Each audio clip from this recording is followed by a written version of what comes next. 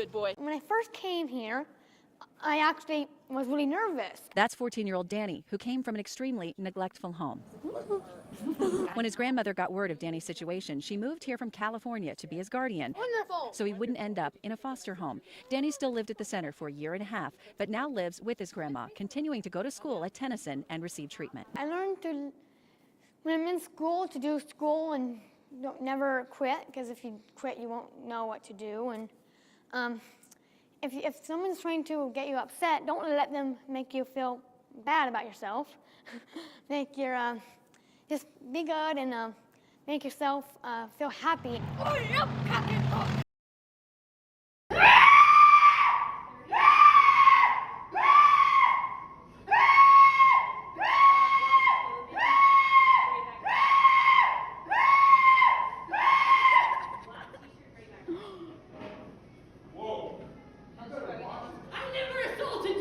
Step back right now! I never assaulted Step back right now! One man, a camera phone, and a dream of becoming famous. What started as innocent uploads turned into one of the strangest sagas the internet has ever seen. This is the story of Daniel Larson, a man who became an unwilling celebrity, a target of trolls, and a symbol of how quickly online fame can destroy someone. So, my inspiration behind this haircut, I wanted it to look like Arnold Schwarzenegger got struck by lightning, just like Albert Einstein. By his early 20s, he discovered TikTok and YouTube, two platforms where anyone could find an audience. Daniel wanted one thing above all, to be seen. So he began uploading singing clips, self-recorded vlogs, and impromptu performances on the street. He called himself a musician, a performer, and at times, even a model. At first, people were amused. His content was raw, unfiltered, and unpredictable, the kind of thing that spreads fast online. But the more he posted, the more viewers noticed that Daniel wasn't in on the joke. He truly believed he was destined for stardom, even when the internet was laughing at him, not with him. In 2020, Daniel began expressing an obsession with the young singer Grace VanderWaal, the America's Got Talent winner. He claimed she was his girlfriend, that they were communicating, and that she was helping his music career. Clue me in as to who Grace is. So Grace is another music artist, and I've been talking to somebody claiming to be her for months, years, and she and me have decided to now date. Of course, we need her family's approval, Right. And her family has been giving us a hard time, which created controversy on if I'm even in contact. Obviously, none of this was true. It was just part of a growing delusion. What he thought was love quickly became public spectacle. As Daniel's video spread, corners of the internet began cataloging his behavior. On forums like Kiwi Farms and Reddit threads, users documented his posts, mirrored his live streams, and created entire timelines of his every move. They watched as Daniel argued with invisible record labels, promoted imaginary tours, and insisted he had signed million-dollar music contracts. I am not allowed to say where I'm getting this information from. All I can say is I am in contact with celebrities. Hi everyone, I am proud to announce I am going to be collaborating musically with Olivia Rodrigo.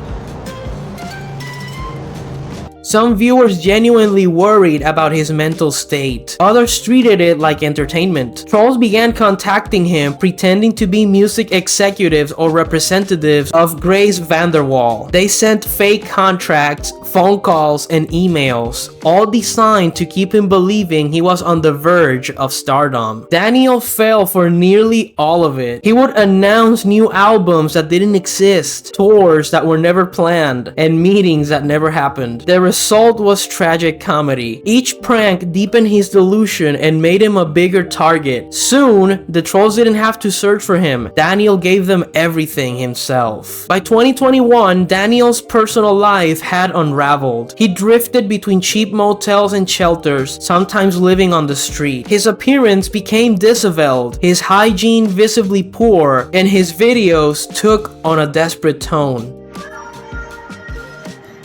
That's what my leg looks like. That's my right leg.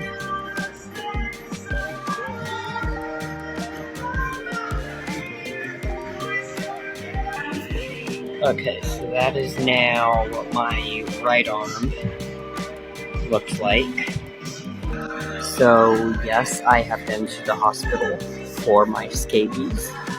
And what they have told me is I need to have permanent housing before they can do anything or give me medication, because it's a long treatment. He often spoke about being hunted, about people trying to silence his career, or about hidden government plots against him. In public encounters caught on video, he sometimes argued with bystanders or became aggressive towards strangers. Hey! You want to search on the breed? Okay, I'm on the phone with Get out, now! You have a warrant for your fucking arrest. Holy shit.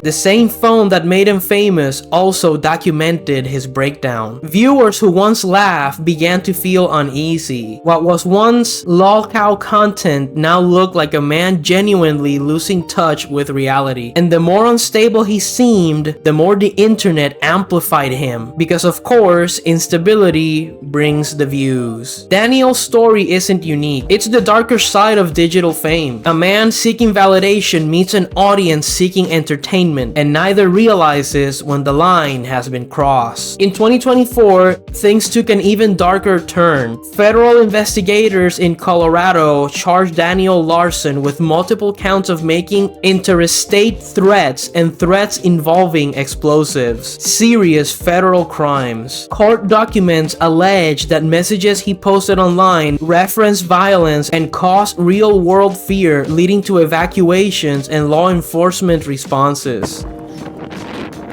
I will bomb your house till the day you die!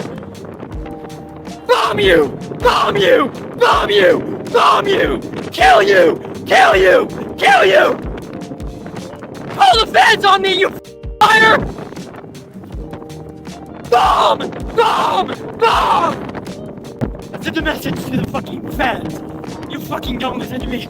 I will you too. Murder! Bomb you! The fucking White House too! Bomb you! The case moved quickly. Indictment, custody, hearings. For the first time, Daniel's internet behavior had become a matter of national security, not just social commentary. He remains a federal defendant as the legal process continues. Even behind bars, clips of Daniel circulate daily, reposted, remixed, and mocked. The internet that made him won't let him disappear. Daniel Larson's life online is equal parts disturbing and heartbreaking. He wanted to be a star. Instead, he became a cautionary tale, proof that not everyone built for attention can survive it. His story forces us to ask, when does watching become enabling? When does entertainment become exploitation? Communities like Kiwi Farms document every post, every rumor, every meltdown. Some say they're preserving digital history. Others call it harassment disguised as archiving. Either way, their existence shows just how easily a person's downfall can be turned into public spectacle. In the end, Daniel's saga isn't about fame or failure, it's about isolation, about what happens when the need for validation meets a machine that never sleeps. His videos remain online, looping endlessly, a mirror of what the modern internet can do to a fragile mind. Brings back memories, doesn't it, of the early internet when going viral felt harmless, when we didn't realize how public attention could consume someone whole. Daniel's story is a tragedy told in real time, from street performances to federal courts. Every step was recorded and mocked. And somewhere between the trolls, the fantasies, and the fame, the person at the center of it all disappeared. Thank you for watching. Don't forget to like and subscribe if you enjoyed it. I know there is a possibility that Daniel's story is not over, so if something happens in the future, I will gladly make a second video updating you guys on everything. I hope this breakdown was helpful, but remember, behind every viral figure is a real person, not just a meme. See you next time.